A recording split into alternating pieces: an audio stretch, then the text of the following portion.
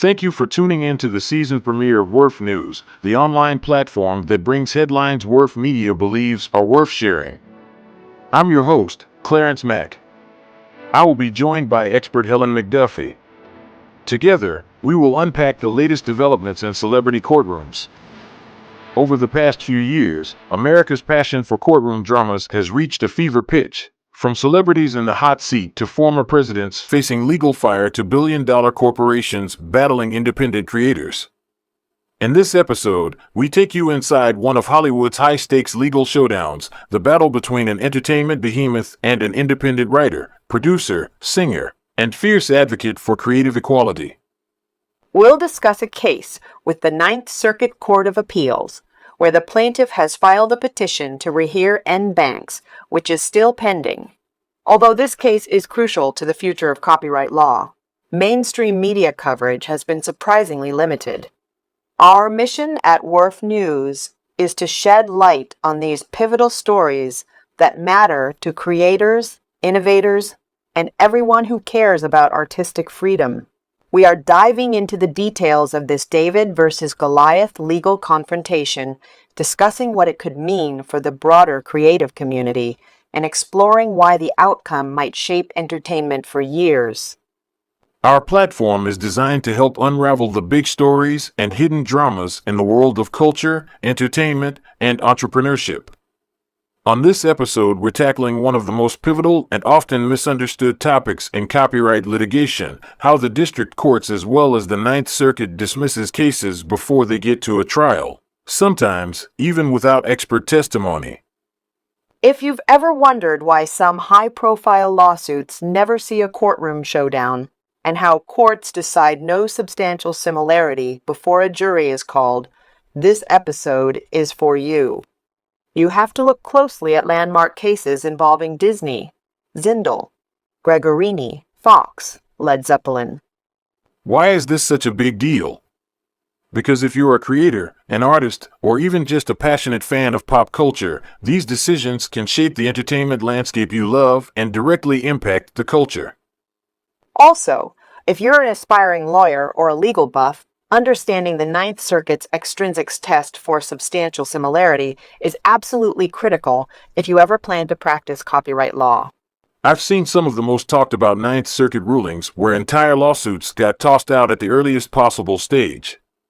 This case we are about to unpack is shaping up to be a cautionary tale for anyone who thinks inspiration might cross the line into infringement, and a fascinating look at the boundary between protected creative expression and everyday ideas that belong to us all. Our focus is on Nicci Gilbert Daniels, an accomplished writer, producer, and singer who filed a complaint back in January 2022, alleging that Lionsgate's hit series P-Valley infringed on her stage musical, Soul Kitten's Cabaret. Originally filed in Georgia, Nicci's case was transferred to Los Angeles, where critics say deep-pocketed corporations often have a distinct advantage over underfunded plaintiffs. In a series of court maneuvers, Nicci believes she was denied the ability to use critical evidence, sworn depositions, including 57 side-by-side video comparisons. Ultimately, District Judge Stephen Wilson dismissed her claims for lack of substantial similarity and awarded a hefty six-figure judgment to the defense. Despite amounting legal debts of her own and feeling that discovery was cut short, Nicci refused to back down. Determined to fight a ruling she believed was unjust, she took her fight to the Ninth Circuit Court of Appeals, where ultimately left her with more questions than answers. Keep in mind, these are allegations and not final legal facts. The facts surrounding this case are available on Pacer or WorthMedia.com. For those who can't quite understand the legal jargon or expert testimony, or if you're simply wanting an even deeper look, Nicci shares the raw details in her upcoming book, Nicci versus Goliath: The Cost of Pursuing Justice, which chronicles her 4-year battle against an entertainment titan. What happened next only made the journey more difficult. Her attorney shared on the morning of the hearing that he was in excruciating pain he believed required hospitalization. You will notice during the hearing that the attorney could not stand. Despite his illness, Nicci's attorney pressed forward with the oral argument, the hearing we are about to watch. took place on December 5th, 2024 in Pasadena, California, at the Ninth Circuit Court of Appeals. And Counselor, you may approach when you're ready. Good morning, Your Honor. Oh, you're going to sit from there? Yes, okay, that's fine. Housekeeping, I apologize that No, that's... I cannot hear you speaking, sir, so if you'll pull that microphone to you, that would be great. It looks like it was off. Can you hear me now, Your Honor? Yes, I can. Okay. Thank you so much. We represent the plaintiff in this case. She is the author of a play, Soul Kittens Cabaret, otherwise known as SKC. It is a registered copyright along with the filming of the play, we call it the DVD, that was filmed of the actual performance of the play, both of which are registered copyrights. We allege in this case that the defendants wrote and produced the television show P-Valley, which is at every single elementary level of the Ninth Circuit substantial similarity test, basically a ripoff of plaintiff's work. First, maybe my biggest question is that it seems to me that the themes that you identify as being substantially similar, such as the, morality issues, good versus bad, choices that people make as mothers, daughters, partners, that those are things that flow pretty naturally from the setting of these two works and are unprotectable. So if you could address that, that would be helpful. Our expert, Mr. Rob Aft, is, as the district court noted, no doubt extensively experienced in reading thousands of scripts. That's what he does. He reviewed a lot of the films, most of the films in this, let's call it a niche subgenre, and he was able to do exactly what you say, to separate what is and what is not protectable. But even over and above that, there's an important analysis, the selection and arrangement test, otherwise known as the Metcalfe test. In Metcalfe versus Bochco, the Ninth Circuit recognized that even if individual story elements or ideas like stock characters, settings, or themes are not protectable on their own, the unique way those elements are selected, arranged, and combined can be protectable. In simpler terms, if you take everyday pieces but arrange them in a special, distinctive way, that overall combination might be protected even if each piece, by itself, is not. So the key takeaway of the Metcalfe test for substantial similarity is that courts must look beyond individual or unprotectable elements to see if the creator's specific selection and arrangements rises to the level of protectable expression. Yes, this is a Ninth Circuit precedent, so this should have been considered in the light most favorable to the plaintiff. But let's continue watching. I'd like to talk about the Metcalfe test briefly because there's this insinuation from the district court that it is either a dying doctrine or something that's hyper narrow. The district court gave, I think, short shrift to the Metcalfe test only to say these are the issues or these are the facts that were at issue at Metcalfe, and a conclusory statement with no analysis to say our facts don't come anywhere near to meeting the similarities in Metcalfe at the selection and arrangement test. First of all, the two most recent cases in the Ninth Circuit that address Metcalfe are an endorsement of Metcalfe. You've got the Alford case, the Pirates of the Caribbean case, and there the court, the Ninth Circuit, stated that an expert might indeed be helpful in separating what might be a mere pirate trope from the rest of the film. That was at a motion to dismiss stage, I remember. It wasn't a motion to dismiss stage, but nevertheless, it talked about the importance of why expert testimony might be important. It was Judge Pays who wrote that opinion. I believe you clerked for him, Your Honor, and it was that's one where, at the oral argument, he quizzed the appellant and asked, does this mean that we're going to have an expert in every case? And the appellant in that case said, no, but you do in this one. Senior Judge Paez of the Ninth Circuit Court of Appeals has consistently emphasized the importance of expert testimony in legal proceedings, particularly in complex cases. He advocates for a thorough and fair evaluation of such testimony, cautioning against its unwarranted exclusion. A lot of the elements we're talking about here are unprotectable elements that are sort of generic to pirate stories. You have pirates who like Miss Lloyd, how do we know what's generic to pirate movies? Well, I think that in this I can't say that I'm schooled in the history and lore of pirateerism or whatever you want to call, whatever it might be called. How do you know? how do you know what's generic or scenes l'affaire? Scenes affair. In the fair, How does one know that? So you can say, as a matter of law, there is no infringement here. I mean, that's what I have a hard time figuring out. I understand that, Your Honor. So, Judge Pius also highlighted that challenges to the reliability of expert testimony should typically be addressed through cross-examination during trial rather than outright exclusion. He emphasized that excluding expert reports in their entirety, especially when they offer relevant opinions with sufficient foundation, exceeds the court's limited gatekeeping function.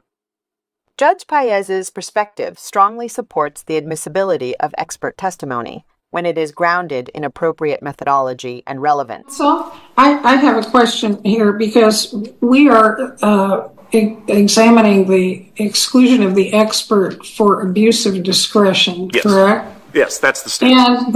And there are cases such as Rice, which have upheld the exclusion of expert testimony, particularly where, as in this case, it basically restates the things that were already offered by your client. Rice versus Fox. Magician Robert Rice sued Fox Broadcasting, claiming their TV special revealing magic copied his copyrighted video, The Mystery Magician.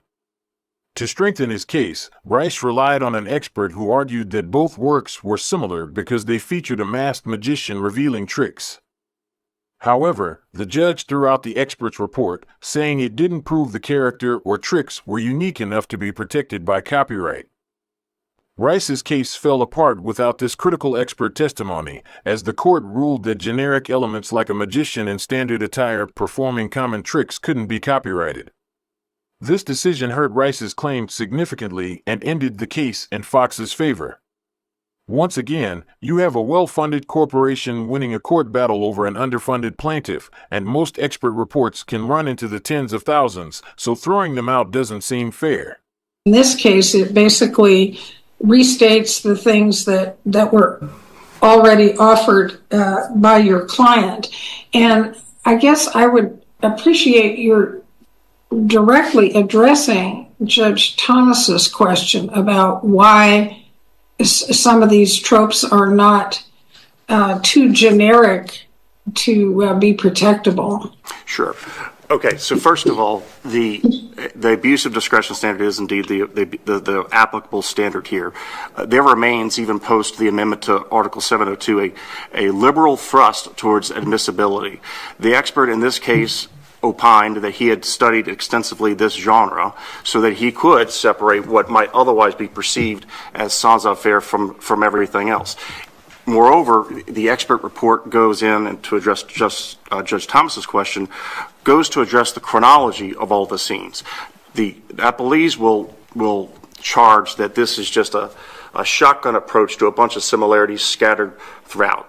It's not the case. Our expert talked about, importantly, that this was in a chronological order, similarity at every one of the relevant elements under the Ninth Circuit's substantial similarity test.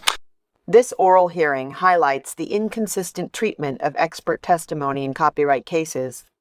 The panel's reliance on Rice versus Fox contrasts with the Ninth Circuit's en banc decision in Skidmore, which stressed the importance of evaluating expert analysis. Rehearing en banc can establish uniform guidance on the admissibility and role of experts in substantial similarity cases. The case could offer an opportunity to create uniformity because it sounds like Judge Graber is convinced that the same thing that happened in Rice should happen in this case. But let's keep listening. But I guess, just to follow up on what my colleagues are saying, there's something that sometimes naturally flows from a chronology as well. If a dancer is going to show up at a city as an ingenue, and then there's a character arc to that, you would expect the arrival first, as you were trying to point out in your briefing, a beginning and a middle and an end. But if it's at a high level of generality, how does that start to fit into a Metcalfe framework where it's very highly specific details that seem to be more of a ripoff as you were describing it earlier? So I would argue that we both meet the test of the regular substantial similarity in addition to the Metcalf test. It's not like Metcalf is just a backup here. After watching the 57 comparisons, I wondered whether a reasonable juror could examine the following list and decide whether it is close enough to the same order and arrangement to pass the Metcalf test. Remember that each description occurs at the beginning, middle, and end of both, and almost the same order, despite one being a 2-hour stage play and the other an 8-episode TV series. In the beginning of both shows, a lean, wiry, shy, new girl carrying a vintage red suitcase arrives by public transportation. She checks into a seedy motel and needs to find work, so she heads to an erotic dance club to audition for talent night. The new girl is a mediocre dancer but hired on the spot. She is not dressed appropriately. The gender-fluid owner points her to a rack, where another employee hands her a skimpy outfit. The modest erotic dancer changes in the bathroom. Other dancers taunt her. So you're modest. The new girl keeps a secret life back home and doesn't disclose her true self initially. The owner is looking for a replacement for a veteran dancer who will no longer work at the club.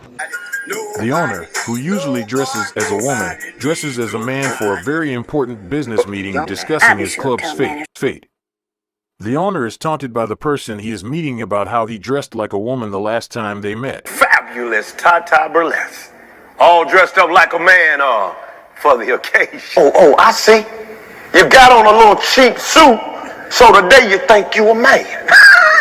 The owner then tells the staff that things must change to keep the business afloat and explains that he is cracking down on employees. An employee lies about why she is late, but the owner comforts her instead of firing her. Love at first sight between a handsome young bartender and starlet as they bond over grandparents in the stockroom. The owner learns antagonist is plotting a takeover of the building so he can have the valuable land for casino development. The following descriptions occur in the middle of both SKC and P Valley. The owner is verbally assaulted and called a Nicci freak by antagonist due to his lifestyle choices. The owner has had to endure homophobia and down-low relationships all his life. The antagonist hires an inside man to help with the club casino takeover. The inside man is reluctant and falls in love with club employee. Each dancer goes through individual crisis fighting poverty while caring for young children. A dancer L decided to leave the club to open a new business. A dancer attends church, paying tithes to heal from demons created by strained relationships with religious parents. New lovers fall out of love because of a gun incident. The owner brings the staff together in a huddle to announce the closing and last night at the club. The owner tells each employee how important they have been to the club. The owner reminds them that this is not the end, but the new beginning. The mood is somber yet positive. The following list of descriptions occurs at the end of both Soul Kittens Cabaret and P Valley. The ex-husband of one of the dancers comes to the club and grabs a co-worker by the neck. Gunfire ensues, and everyone thinks the owner was hit. People dress up for a funeral, but instead of a funeral for the owner, it's for the closing of the club. The entire staff and community are present. The antagonist shows up wearing a fedora and carrying a flask to taunt the owner and his employees after they lost the club. A female employee that no one liked was working undercover and saved the day, ends up owning the club. They celebrate that the owner can continue his business of running an erotic club. As an ordinary observer, I see enough in this list of similarities to go to trial.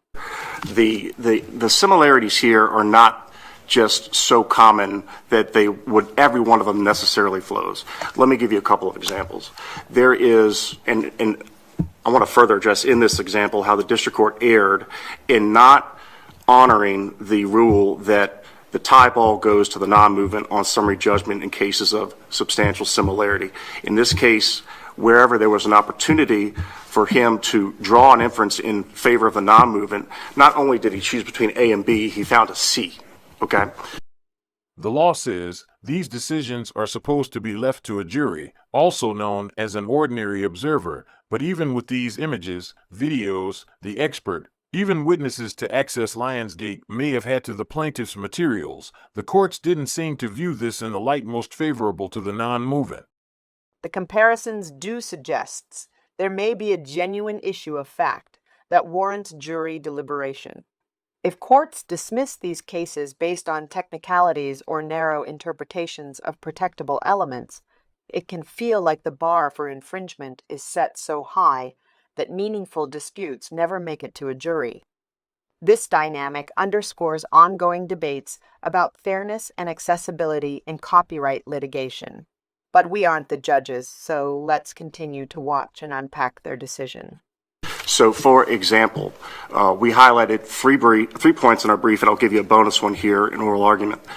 There is, we have in both works, the owner of the club is an African-American LGBTQ person. There's 4 or 5 core dancers, one of whom is the queen bee, and we have the newbie dancer arriving. It's established that this newbie dancer comes to the club carrying nothing but a red vintage suitcase. She's shy about her body. She gets the job. There is the the owner of the club is fending off closure from the local casino.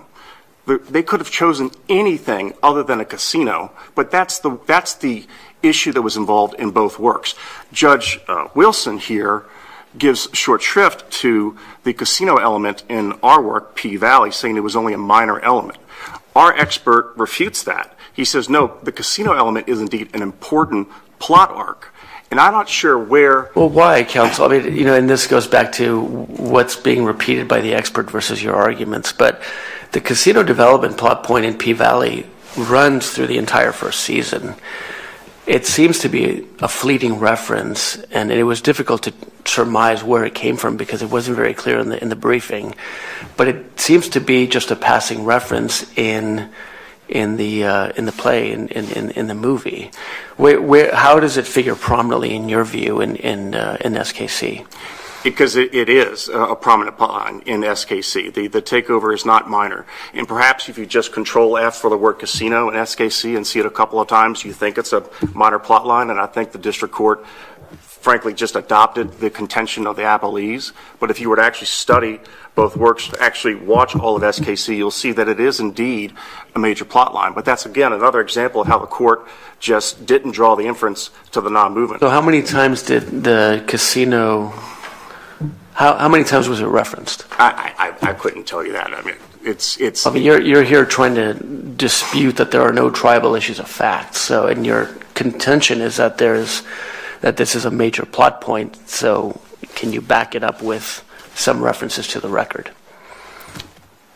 At the moment, not specifically. Okay.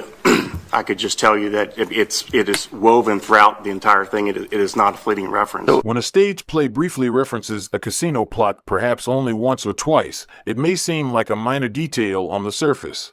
However, in the focused world of theater, even fleeting mentions hold weight, driving the story forward by hinting at themes or issues that unfold within the core dramatic framework.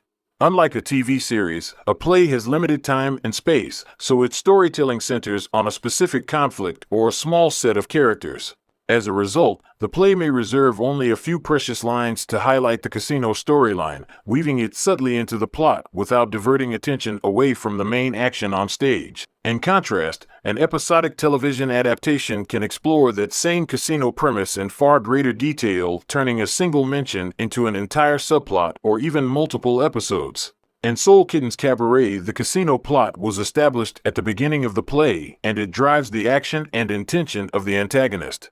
His entire role in the story motivated by the casino development.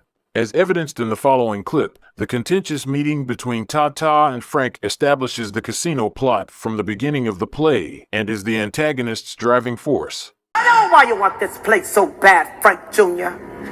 I know about the casinos they're trying to build, and I know how much money this land is worth. A derivative work made into a dramatic TV series like the one Nicci allegedly pitched to Lionsgate would definitely mention the casino multiple times throughout the season. And how else did the district court sort of look at this with a jaundiced eye against your client? Sure. So, for example, the LGBTQ African American club owner, the district court gives a lot of skepticism to that similarity, saying that, well, one is non-binary and one is gender fluid. And are those differences important? Yes, in general. But for purposes of what we're talking about here in substantial similarity, that's not what we should be talking about. When the district court chides us by saying that, well, we allege that the newbie dancer arrives by a taxi cab in P-Valley, in SKC, and a bus in P-Valley, the district court says, well, you're mischaracterizing the evidence because that's not public transportation. But, Your Honors, I would submit to you that if we're quibbling about the definition of what is and is not public transportation, that is not what the district court is supposed to do. Well, but even Counsel, before your time is up, I would like you to address what I see as a problem for your side of the case, and I'd like to hear your response to it. To me, the themes, the dialogue, the mood, the setting, and the pace could not be more different between your client's protected work and P-Valley, which is dark and violent and all about domestic violence and the place of religion and a bunch of things that have nothing to do with SKC. I wouldn't consider a story about an erotic dance club in a bankrupt inner city at risk of being taken over by a casino staffed by women who can barely take care of their children, one of whom was the product of SA, a lighthearted story. The expert's report is essential because, in this situation, it could offer some insight into the judge's question about P-Valley being darker than SKC. So, just taking a step back, why are these sort of what I view as smaller things sufficient to overcome those huge dissimilarities?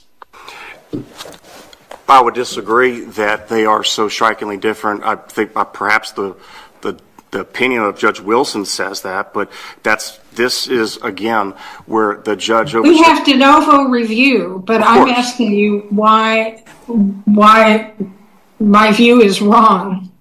Sure. Well, I'd point again to the expert opinion, which again is not a rubber stamp of just what our client says.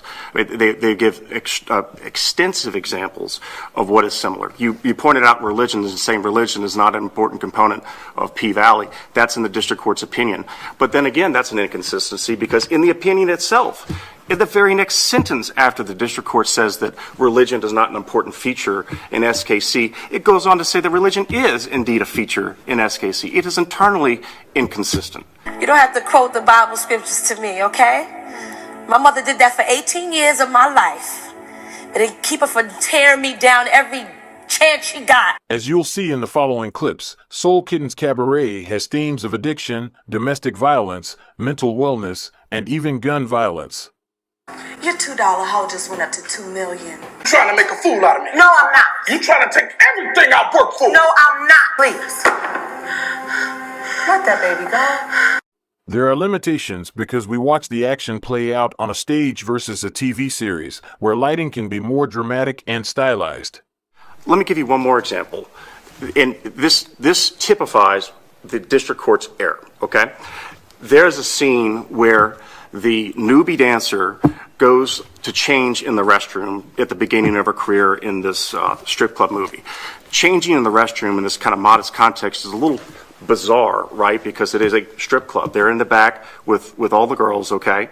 The district court does two things. One, he disagrees with our characterization that the character in SKC changed in the bathroom, notwithstanding the fact that in the record there is, quote, I'm a little bit shy about my body. Can you show me where the bathroom is? So of course she's changing in the bathroom in SKC. Then in P-Valley, the district court goes on to say she changed in the bathroom not because she was modest, but because she had to hide a gun and down a bottle of alcohol. By the way, that bottle of alcohol was a miniature. She took 2 sips of it. But in the play, in P-Valley, one of the other dancers says, she's been here a week. What has she got to be ashamed about? Of course, modesty is the issue for both characters in that scene. Yet the district court, instead of choosing between A and B, he went out of his way to find C, a different interpretation, a preconceived notion that these things are dissimilar, which is not supposed to be the focus. He's supposed to be focusing on what we allege are the similarities, taking as true our allegations, and did not give on summary judgment the non-movement, the inference that we deserve. You're running into your rebuttal time. Let me see if my colleagues have any other questions before. No, not now. Okay. Not right now. We'll Thank give you a little bit of extra time for rebuttal. Thank you. Okay. I have to say, despite the plaintiff's counsel being in excruciating pain, he did a great job of sticking to the facts and bringing it back to the expert report, and how the district court abused its discretion by striking the expert and not considering the evidence in the light most favorable to the non-movement.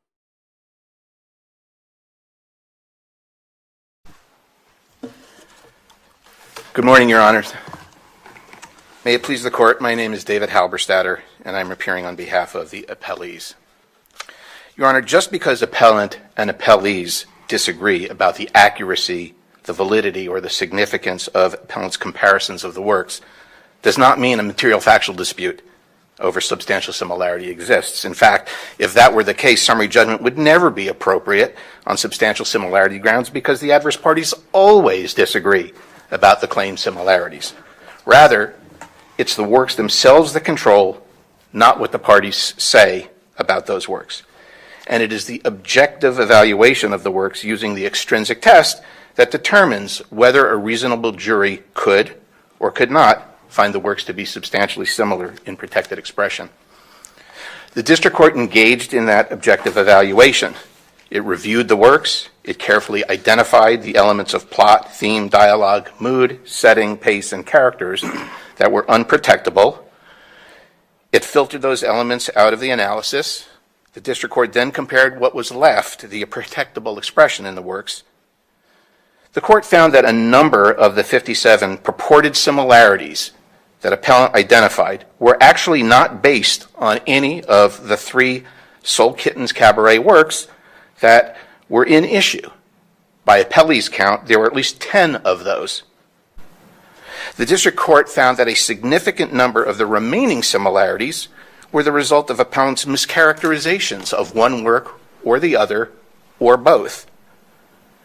By our count, there were at least 10 or 11 of those as well. This statement by the defense could be considered mischaracterization. The materials referenced in the appellant's comparisons were included in the declaration of facts submitted to the court. The assertion that they were not properly cited or included is factually inaccurate. Copyright protection attaches to a work automatically upon its creation and fixation in a tangible medium of expression. The Copyright Office registration is not required for the work to be protected. Registration of materials with the Writers Guild is evidence of authorship and creation date, which can be used to establish copyright ownership in court. The district court then found that appellant had made still other alleged similarities seem similar by taking particular elements out of context and describing them generically when the actual expression was markedly different. Based upon its extensive and thorough analysis, the district court concluded that no reasonable jury could find substantial similarity between the works' respective plots, themes, dialogue, mood, setting, pace, and the characters. It would be helpful if you could address for me the issue of the expert declaration and why the expert's career, his 30-year career, was not sufficient to qualify him as an expert. Certainly. Well, to answer that narrow, specific question, there are a lot of people in the entertainment industry who read scripts as part of their job. And if they've had a career as long as this expert has, they've probably read thousands too. But that doesn't qualify an individual to opine on substantial similarity if they don't have any background in literary analysis, literary criticism, or even as part of their job comparing works for this specific purpose. Counsel, is there a case that says that an expertise in literary analysis and criticism is a prerequisite for this type of expertise? Well, I would say, Your Honor, that this judge, Judge Wilson, in Gable, reached that conclusion in striking the expert testimony of Professor David Nimmer, who was a well-recognized scholar in copyright but had no expertise in literary analysis, and this court affirmed that exclusion. So I don't know that there are any other cases that that would support this, but we're talking about literary works here, where obviously we have script to movie. In this case, in Esther White, we had treatment to television series that had gone on for years. And Your Honor, I think it's kind of hubris for a district court judge to think they have enough knowledge and basis in film and theory, things that people go to school for, USC, UCLA, to learn all about, that they can just decide this on just a dismissal stage, except I think in rare cases where it's just obviously so frivolous. But you're relying on the abuse of discretion standard of review. yes, very much so. The abuse of discretion standard is a legal principle used by appellate courts to review decisions made by lower courts, judges, or administrative agencies.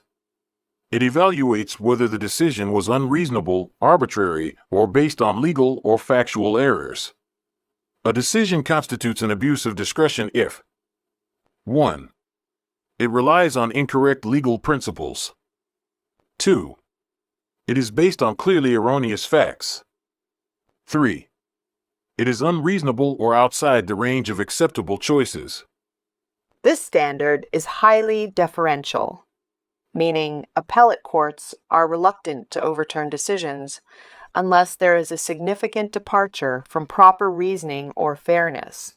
It is commonly applied in reviewing evidentiary rulings, sentencing, or administrative actions. In fact, as this court knows, expert determinations lie peculiarly within the sound discretion of the trial court, and reviewing courts afford the trial court a high degree of deference. So for this court to overturn the granting of the motion to strike, it has to be firmly convinced that the district court decision lies beyond the pale of reasonable justification. Let me ask this. Counsel pointed out that expert opinion can be helpful in letting courts sift through an objective test. When is it useful in some circumstances versus this one? Why was this not one of those instances? Well, first of all, instances in which an expert witness on prior art, for example, could be relevant is if there is a significant body of pre-existing works that employ similar elements of expression and so forth, and an expert who is fully knowledgeable in that prior art, not someone like Mr. Aft who watched 3 other films. Someone who is knowledgeable in that prior art might be useful in identifying factors that might otherwise on their face seem to be protectable expression, but which are in fact common tropes for a genre. But that's not this case. If a judge can't do a comparison on the paper that he or she has, then, and because there has to be expert testimony, then it's kind of a nice way of saying all these cases are going to have to go to trial. well, not necessarily, although we think this case should go to trial, because on summary judgment, we can bring in evidence of experts, and we can at least hope that the district court will consider. In this case, the district judge made the decision, much as in Astor White, as you will read the concurrence says, without even an argument by the lawyers. So the judge doesn't simply decide the facts, and this is a fact question. Substantial similarity is a fact question on this court's law.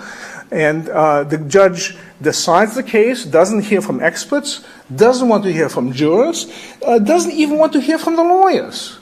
Just simply makes a decision in chambers about something that's as sensitive and delicate as literary equivalence. What rule? I mean, we don't. So it's only recently that we have this situation with district court judges sitting in their chambers with no expertise or knowledge of the film industry whatsoever, not even having the benefit of argument from counsel, and deciding things on a 12B6 motion when the standard is plausibility.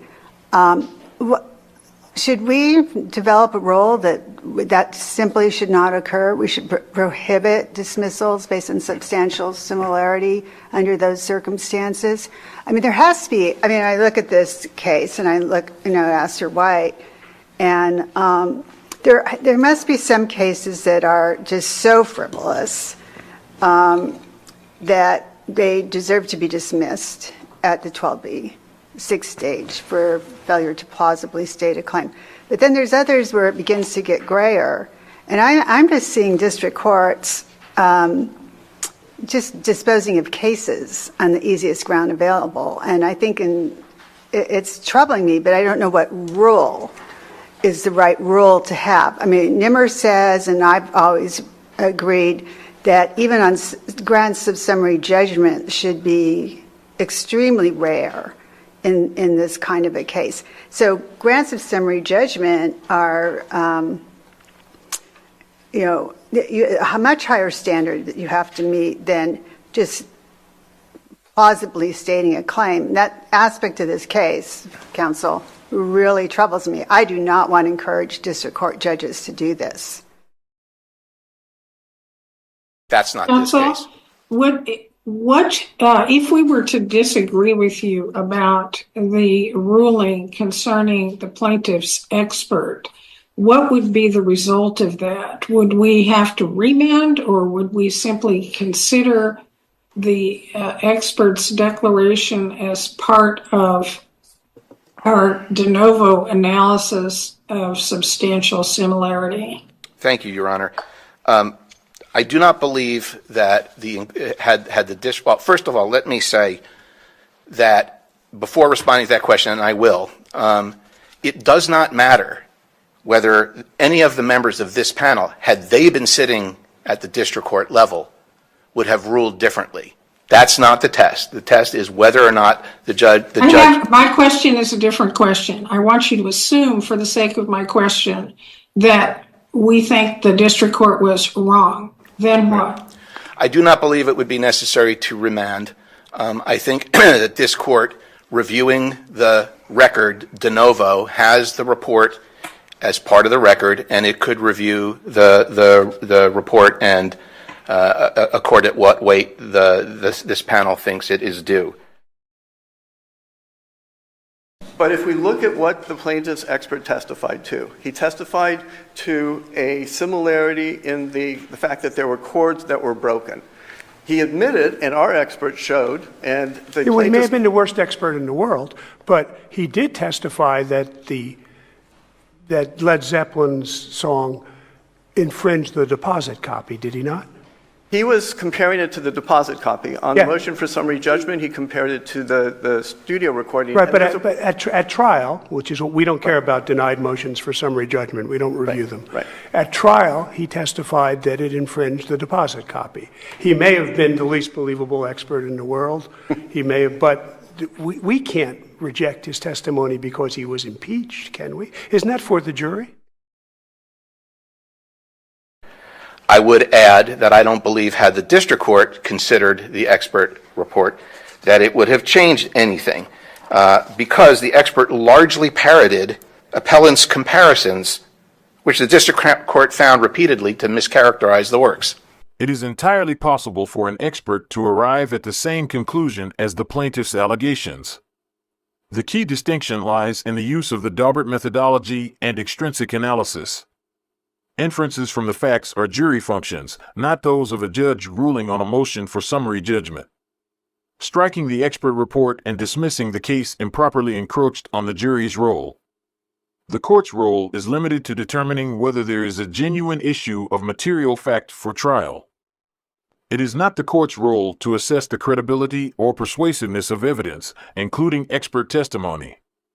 Determinations about the weight or credibility of evidence, including whether an expert's testimony is parroting or lacks originality, fall squarely within the jury's domain. Even if the expert's report appears weak or derivative, it should be for the jury to decide its credibility and impact. Striking the expert report for parroting improperly required the court to assess the credibility and substance of the expert's conclusions, a function reserved for the jury. Even if the expert report was not compelling, it raised a genuine issue of material fact sufficient to survive summary judgment. The court should have allowed the jury to weigh the expert's testimony against the other evidence, rather than preemptively dismissing it. Have I answered Your Honor's question? Yes, thank you. Thank you. So, there are a couple of things that I wish to stress.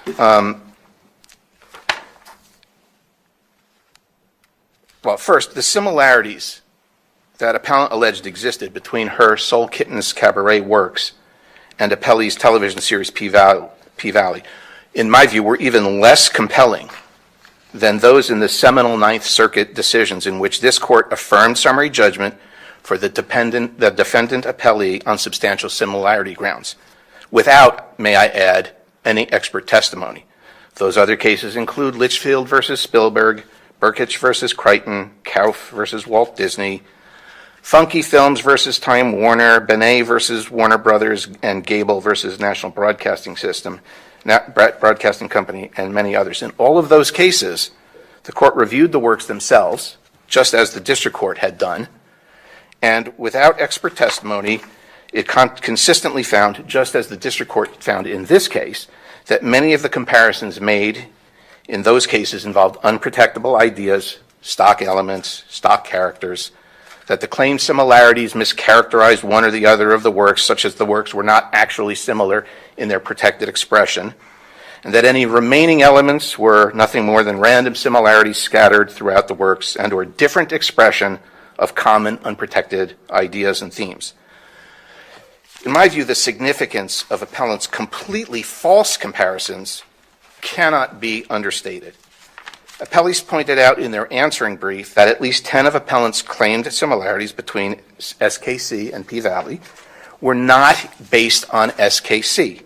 Rather, they were based on a different work by the appellant, a TV pilot script called Curtains, which may have been based upon Soul Kittens Cabaret, but it is not a registered work and it was not a subject of appellant's infringement claims. The defense attorney's statement that some materials were not copyrighted is legally incorrect. As soon as appellant fixed the materials in a tangible form, they were protected under federal law. Correct. And by dismissing comparisons based on an erroneous assumption about copyright status, the panel improperly filtered out evidence that should have been considered in the substantial similarity analysis. Filtering out evidence of similarities based on an incorrect assumption undermines this principle and deprives appellant of a fair adjudication. In this case, appellant's declaration states she left copyrighted materials with the CEO of Lionsgate, creating a specific channel of communication.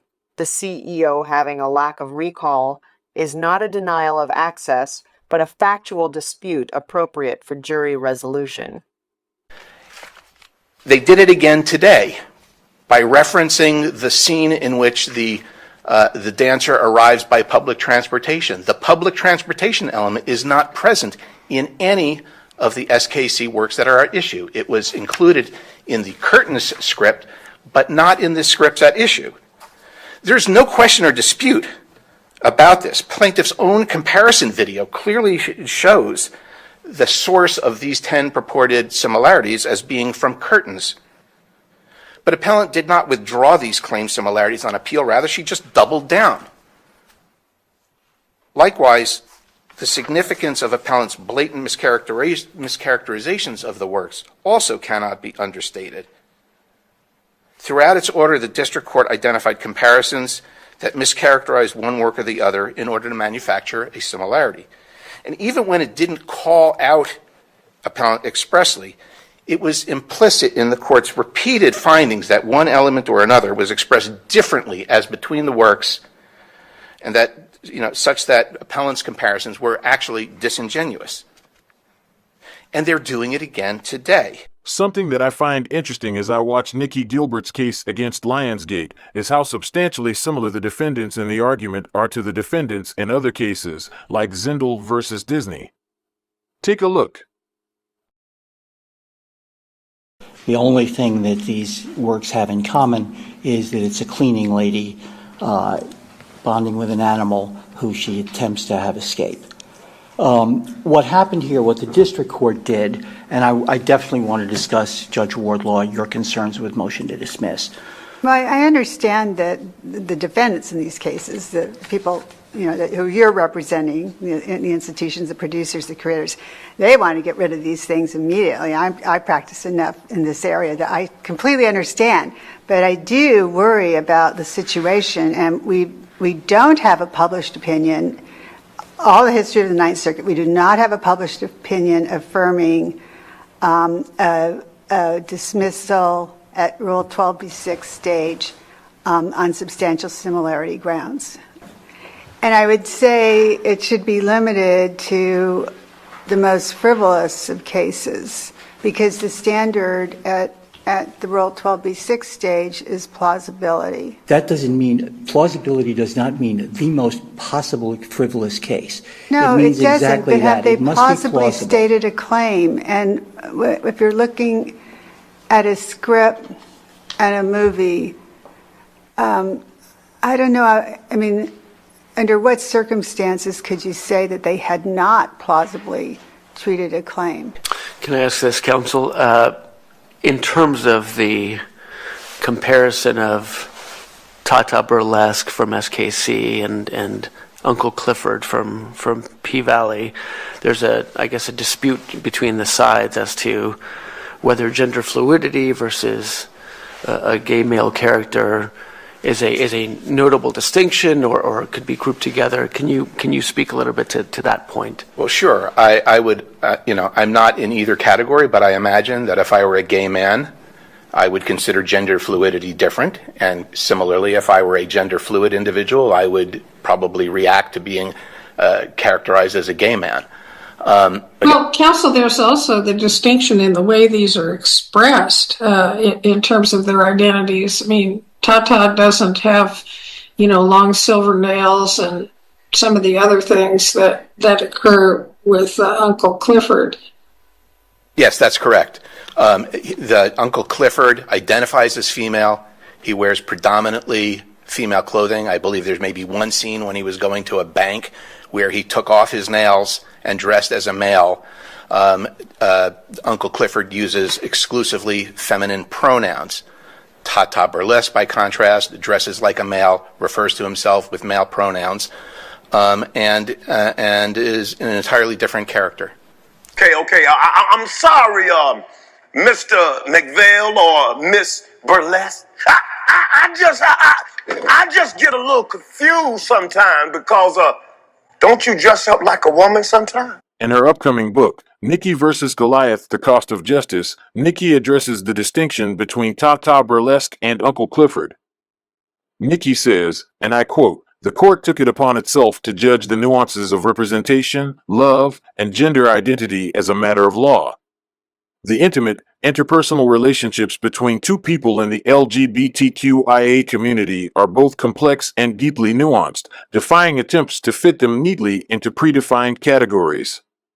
This complexity is reflected in the LGBTQIA acronym, which encompasses a broad spectrum of identities and experiences.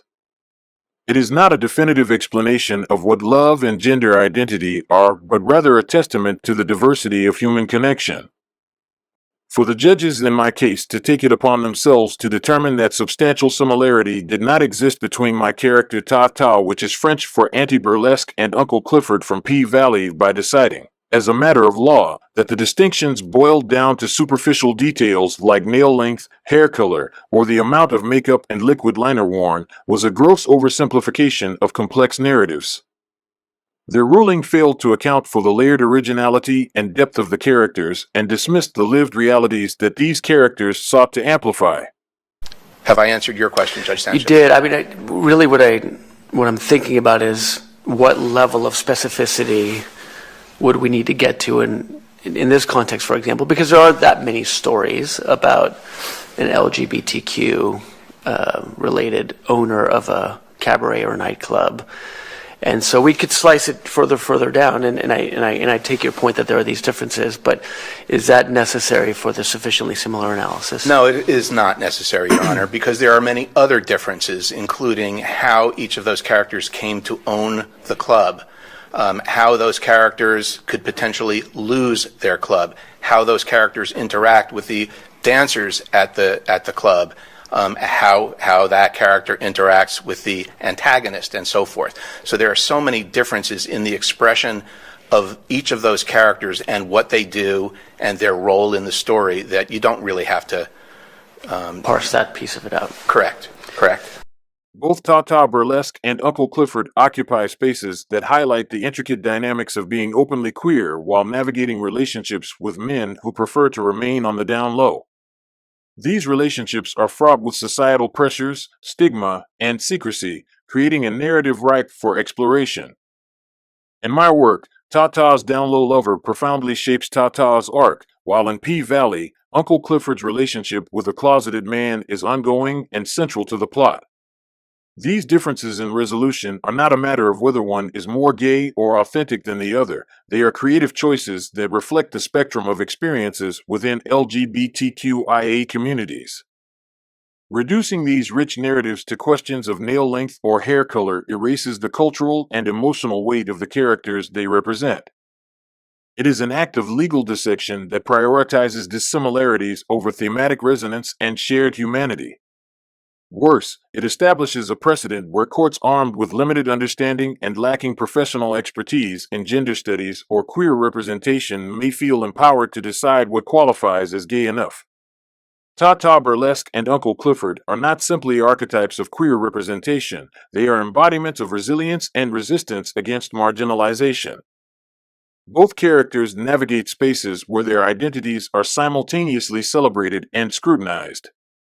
They act as protectors and nurturers within their communities while grappling with the complexities of their personal lives. By denying the depth and intricacy of these characters, the court failed me in the underserved communities my work sought to amplify. The fact that both men are black, gay, run an erotic club that caters to straight men makes them both rare and substantially similar. Do you want to take a moment to address the casino element in these cases and how much of a driver it is in the relative works? Yes, I'm happy to. And Your Honor asked opposing counsel a question about how many times it was referenced in Soul Kitten's Cabaret, and I don't remember for sure, but I think it was twice. And it may have only been twice in one of the works and not in either of the other two. It was not a plot element at all. Further, the character who they are attributing to whom they're attributing this casino plot development, Frank, is the deceased lover of Tata Burlesque, who gave the club in his will to Tata Burlesque, and it is apparent far more so in all of the three Soul Kitten Cabaret works that he is driven by animus. He thinks that Tata Burlesque bewitched his father, turned him gay. I use turned in air quotes, turned him gay, and he thinks he is the rightful owner of the club, so he wants to do anything he can to get that club back. It has nothing to do with a casino development. I know why you want this place so bad, Frank Jr. I know about the casinos they're trying to build. This casino want to buy our land. And I know how much money this land is worth. You bringing the casino here shows me you remembering your peoples. No, sir. I'm no snitch. Come on, love. Come on. Look, I can get you up to $1 million. $6 million like we discussed. Have I answered your question? Thank you. Great. So the other item, so as I mentioned, appellant has doubled down on these mischaracterizations and did it just now in his oral argument. The appellant's counsel focused on the shyness, the purported shyness of the new girls in each work by focusing in P-Valley on what the other dancers perceived Autumn to be doing while she was changing in the bathroom. She was not changing in the bathroom because she was shy. She was changing in the bathroom because she was checking her weapon and having some alcohol. 1 week later, and this bitch still changing in the styles? Like, what she got to be shamed about?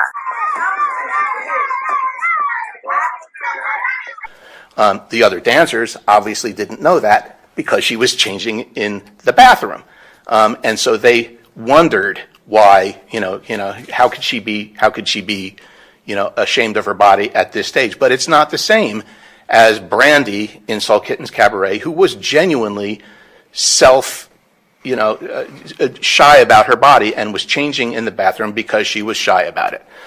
That was a perfect example of how appellant had mischaracterized what one work or the other to make them seem similar when they were not. It is crucial in copyright infringement cases, especially when evaluating substantial similarity between characters, that judges and attorneys do not unilaterally decide whether a writer's characters have been mischaracterized. First, this assessment is inherently factual and requires an expert's specialized insight or a jury's balanced evaluation. Entrusting judges or opposing counsel with the sole power to determine a mischaracterization risks subjective or biased decision-making, inadvertently shutting the courthouse door to valid claims. If courts allow defendants, or even judges, to define what counts as a mischaracterization, it creates a dangerous precedent that effectively renders the plaintiff's own creative intent irrelevant. This results in a near impossible standard for plaintiffs to overcome, as key questions about the character's essence and unique traits would be decided without the guidance of an impartial fact finder. Ultimately, leaving these detailed fact-based inquiries to expert testimony and jury deliberation upholds fairness in copyright litigation and protects authors' rights. Before you wrap up, can you address the Metcalf point and what, even if you have unprotectable elements, if they're arranged in a certain way that creates a substantial similarity, is there a triable question as to that issue? Yeah, no, there is not. First, I will note for the record that appellant in her opening brief does not argue that the district court misapplied the test. She argues that the court neglected the test, which obviously isn't true because the order granting summary judgment spends 2 pages considering that test. It does not create a tribal issue of fact because, as the district court had noted throughout its opinion, the alleged similarities, even in unprotectable elements, were based on mischaracterizations of one work or the other. In fact, the entire comparison analysis was plagued with mischaracterization, and correctly concluded that the selection and arrangement of these unprotected elements in no way approached the level of similarity present in Metcalf.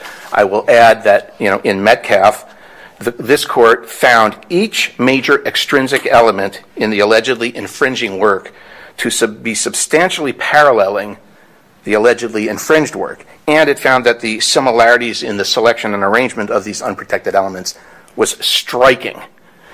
I would submit that there is no such similarity in the unprotected elements in this case, much less a striking similarity between the selection and arrangement of those elements. And I see I have finished my time. If you all have any questions, I'm happy to answer them. Otherwise, thank you for listening. No other questions. Thank you, counsel. A reasonable juror could examine the following list and decide whether it is close enough to the same order and arrangement to pass the Metcalf test. Remember that each description occurs at the beginning, middle, and end of both, in almost the same order, despite one being a 2-hour stage play and the other an 8-episode TV series. In the beginning of both shows, a lean, wiry, shy, new girl carrying a vintage red suitcase arrives by public transportation. She checks into a seedy motel and needs to find work, so she heads to an erotic dance club to audition for talent night. The new girl is a mediocre dancer but hired on the spot. She is not dressed appropriately. The gender fluid owner points her to a rack, where another employee hands her a skimpy outfit. The modest erotic dancer changes in the bathroom. Other dancers taunt her. So you're modest. The new girl keeps a secret life back home and doesn't disclose her true self initially. The owner is looking for a replacement for a veteran dancer who will no longer work at the club.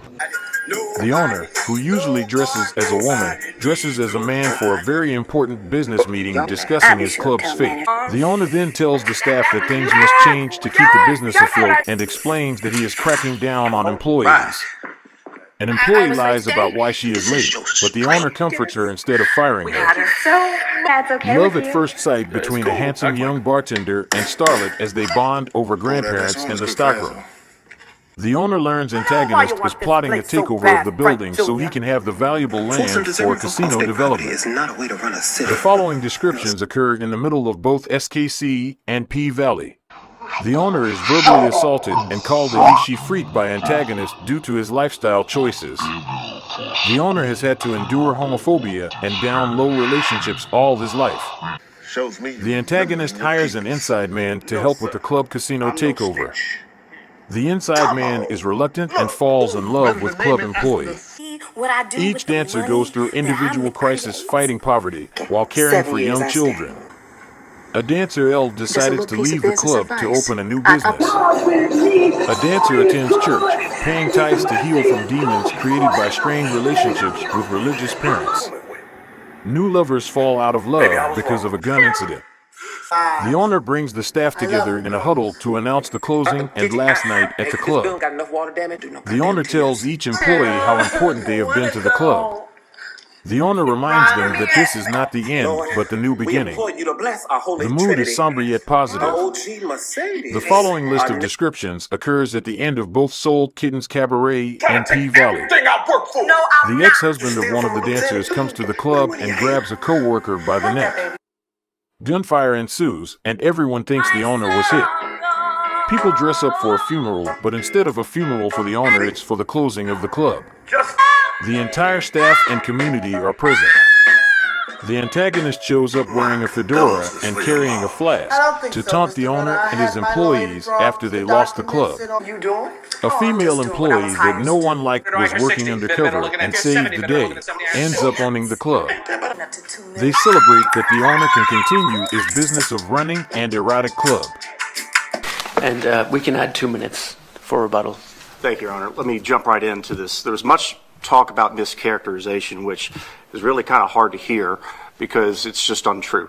And you have to look no further than the record itself. Let's take that bathroom example where counsel said that we mischaracterized the record, and so did the district court.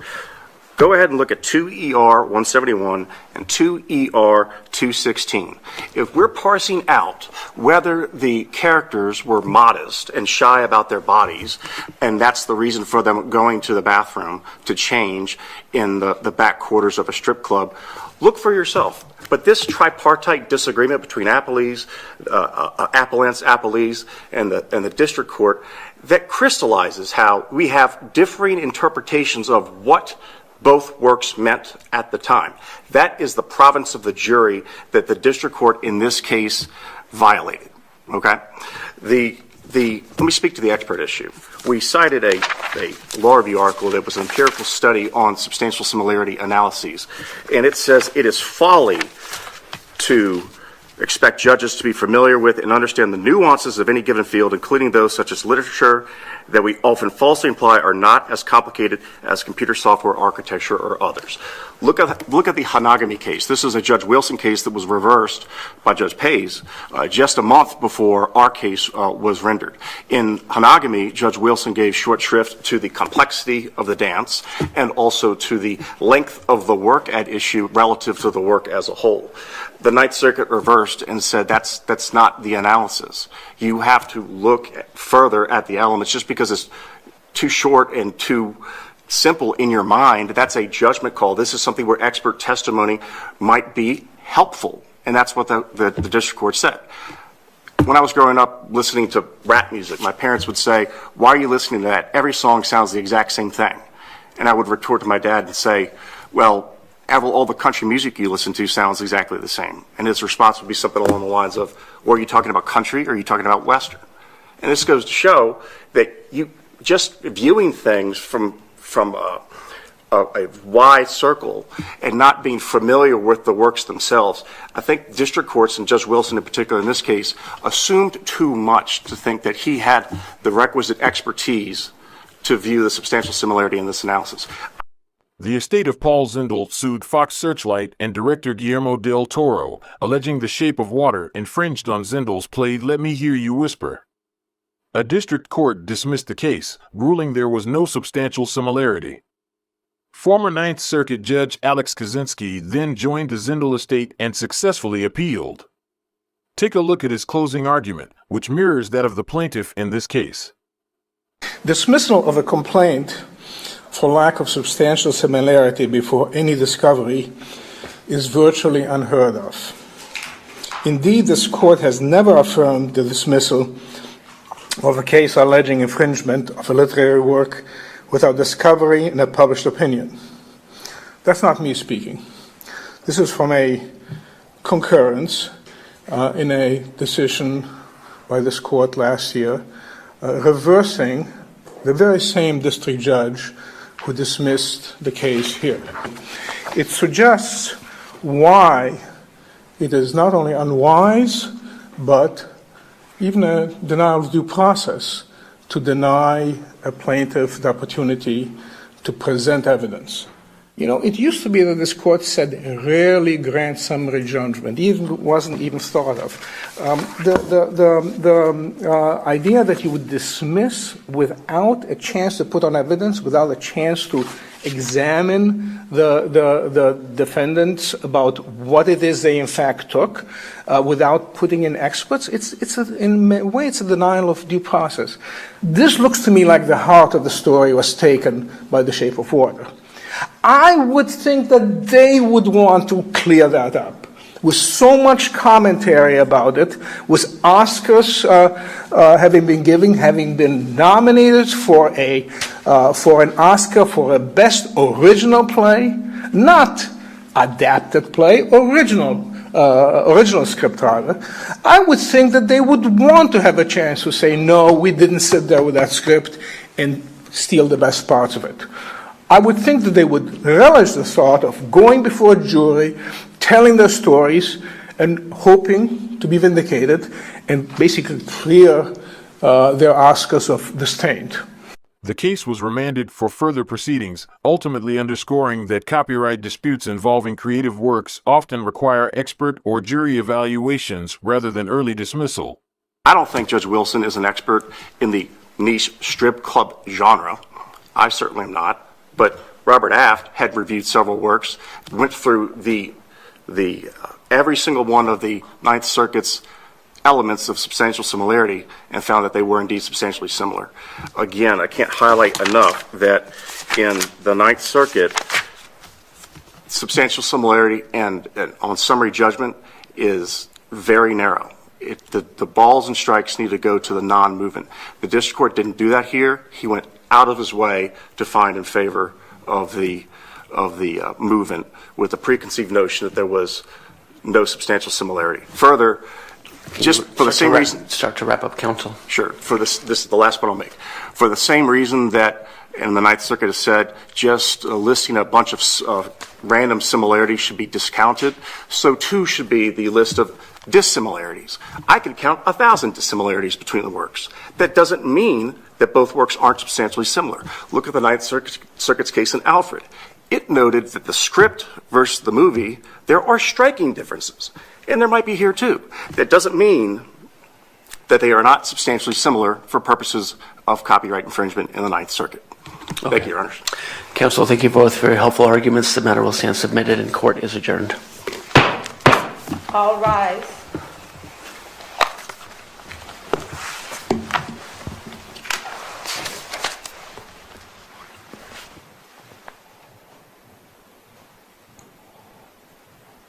This court for this session stands adjourned. 10 days later, on December 16th, just 9 days before the Christmas holiday, the panel affirmed the district court's summary judgment motion, ruling her case would not proceed to trial.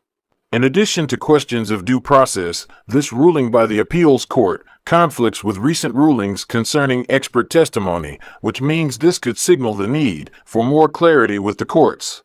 The case involves alleged copyright infringement between Gilbert Daniels' Soul Kittens Cabaret and the television show P-Valley. Despite similarities in characters, themes, and plot elements, the lower courts ruled in favor of the appellees on summary judgment.